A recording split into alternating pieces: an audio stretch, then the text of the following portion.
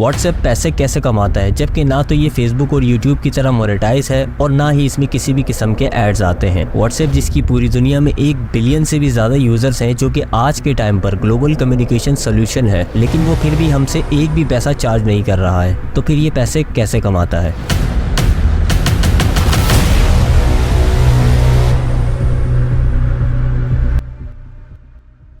ये बात है 2009 की, जब कोई भी आम आदमी इंटरनेट एक्सेसिबिलिटी को अच्छी तरह एक्सप्लोर कर सकता था और स्मार्टफोन्स कॉमन होने लगे थे। व्हाट्सएप के बेसिकली 2 फाउंडर्स थे, ब्रायन एक्टन और जैन कॉम, और ये दोनों ही याहू कंपनी में एक्स एम्प्लॉयज भी रह चुके थे। ब्रायन एक्टन ने व्हाट्सएप बनाने से कुछ ही टाइम पहले फेसबुक में जॉब के लिए अप्लाई भी किया था, लेकिन वहां से उन्हें रिजेक्ट कर दिया गया था। फिर उसके कुछ ही टाइम बाद ब्रायन एक्टन और जैन कॉम ने मिलकर व्हाट्सएप जैसी फ्री टू यूज ऐप बनाई। जब भी कोई ऐप फ्री टू यूज होती है तो वो 3 तरीकों से पैसा कमाती है, एडवर्टाइजमेंट, इन ऐप परचेज और डेटा सेलिंग। लेकिन वो कहते हैं ना कि if you are not paying for the product then you are the product. WhatsApp के दोनों ही फाउंडर्स इन तीनों चीजों के खिलाफ थे, क्योंकि वो नहीं चाहते थे कि उनकी ऐप पर बेमकसद एड्स आए, क्योंकि वो अपनी ऐप को लोगों के लिए एकदम सिंपल, इजी टू यूज और फ्री रखना चाहते थे। और डेटा सेलिंग उनकी एथिक्स के खिलाफ था और वो ये काम किसी भी कीमत पर नहीं करना चाहते थे। स्टार्टिंग में व्हाट्सएप पर सिर्फ स्टेटस ही अपलोड हो सकते थे। उस टाइम पर सिम से मैसेजेस करना बहुत एक्सपेंसिव पड़ता था, लेकिन जब व्हाट्सएप पर फ्री अनलिमिटेड मैसेजेस की अपडेट आई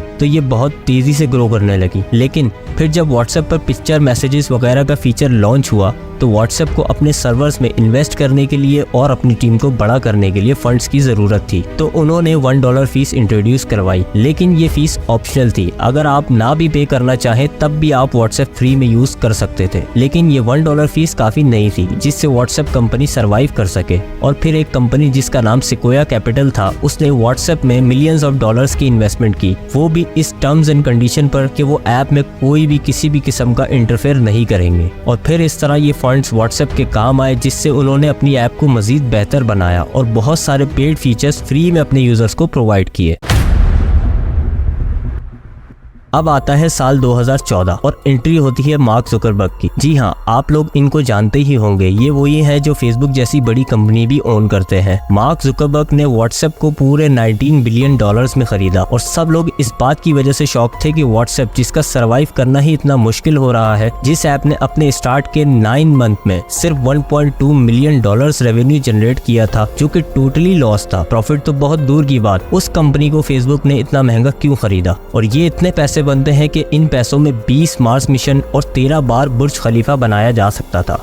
और यहीं से सारा गेम चेंज होता है। मार्क जुकरबर्ग, जिनकी हिस्ट्री ही ऐसी है कि उनकी प्राइवेसी टर्म्स पे भरोसा ही नहीं किया जा सकता था, और खास तौर पर जबकि उनका कैम्ब्रिज एनालिटिका स्कैंडल सामने आया, जिसमें उन्होंने करोड़ों लोगों का डेटा उनके कंसेंट के अगेंस्ट मिसयूज किया था, और इवन उनकी और उनके फ्रेंड की चैट भी लीक हुई थी। फेसबुक का सारा बिजनेस मॉडल ही डेटा कलेक्टिंग पर काम करता है, जिससे वो आपकी फीड को पर्सनलाइज करके आपके इंटरेस्ट और आपकी प्रोफाइल की बेस पर आपको ऐड दिखाता है। और अब जब आप व्हाट्सएप इंस्टॉल करते हैं तो व्हाट्सएप आपसे आपके डेटा का एक्सेस मांगता है, जिसमें आपके कॉन्टैक्ट्स, आपकी गैलरी, आपका नाम, आपका आईपी एड्रेस, आपके ऑडियो नोट्स, इवन के आपके मोबाइल का IMEI नंबर भी शामिल होता है। और यही सबसे बड़ी वजह थी जिसकी बेस पर फेसबुक ने व्हाट्सएप को इतना महंगा खरीदा था, क्योंकि अब उसे बहुत ज्यादा पर्सनल डेटा मिलने वाला था। और फिर 2016 में मार्क ने एक और चीज की लोगों की नजर में खुद को अच्छा साबित करने के लिए, और वो ये थी कि उन्होंने अनाउंस किया कि व्हाट्सएप अब से $1 फीस हटा देगा। और क्या आपको याद है कि मार्क ने व्हाट्सएप के ऑनर से जो प्रॉमिस करके व्हाट्सएप खरीदा था, वो यही प्रॉमिस था कि वो ऐप में किसी भी किस्म का चेंज या इंटरफेयर नहीं करेंगे। उन्होंने ऐप में तो कोई चेंज या इंटरफेयर नहीं किया, पर उन्होंने व्हाट्सएप के फाउंडर्स की सिक्योरिटी और एथिक्स की बैंड बजा दी थी।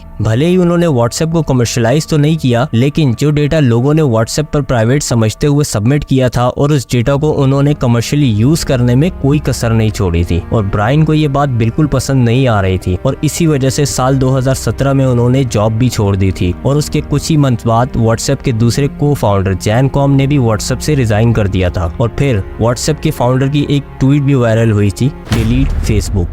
जिसके बाद उन्होंने अपनी एक ऐप बनाई जिसका नाम सिग्नल था। उसके सारे फीचर्स व्हाट्सएप के जैसे ही है, लेकिन ये ऐप एक चीज में व्हाट्सएप से बिल्कुल अलग है, और वो ये है कि ये ऐप पूरी तरह नॉन प्रॉफिटेबल है और इस ऐप की पहली प्रायोरिटी अपने यूजर्स की सिक्योरिटी और प्राइवेसी है। अब सवाल ये आता है कि अगर ये ऐप फ्री है तो ये पैसा कैसे कमाती है, जबकि इसकी $1 फीस भी खत्म कर दी गई है। आज के टाइम पर ऐसा नहीं है कि व्हाट्सएप फेसबुक को से डेटा सेल करके पैसे कमाता है। 2018 में फेसबुक ने व्हाट्सएप बिजनेस ऐप लॉन्च की थी जो कि खास तौर पर बिजनेसेस के लिए थी, और वेरीफाइड बिजनेसेस इस ऐप से अपनी वेबसाइट और फेसबुक पेजेस को लिंक कर सकते हैं, जबकि व्हाट्सएप बिजनेस ऐप भी बिल्कुल फ्री है। लेकिन इसमें व्हाट्सएप पैसे कमाता है बिजनेस API से, जिसका मतलब है एप्लीकेशन प्रोग्रामिंग इंटरफेस, जिसके थ्रू मल्टीपल एप्स कनेक्ट हो सकती हैं। For example Netflix, Uber, Singapore airlines, Booking.com जैसी बड़ी कंपनीज अपने चैट सपोर्ट के लिए व्हाट्सएप बिजनेस API का यूज करती हैं। इसके अलावा WhatsApp business app airline ticket, movie tickets या फिर इवन बड़े बैंक्स भी यूज करते हैं अपनी कस्टमर क्वेरीज के लिए। और अगर कोई बिजनेस अपने कस्टमर की क्वेरी का आंसर विद इन 24 आवर्स नहीं करता तो फिर व्हाट्सएप बिजनेस उनसे एक फीस चार्ज करता है, और ये फीस हर कंट्री में अलग अलग होती है। इसके अलावा भी एक तरीका है जिससे व्हाट्सएप पैसे कमाता है, और वो है व्हाट्सएप पे,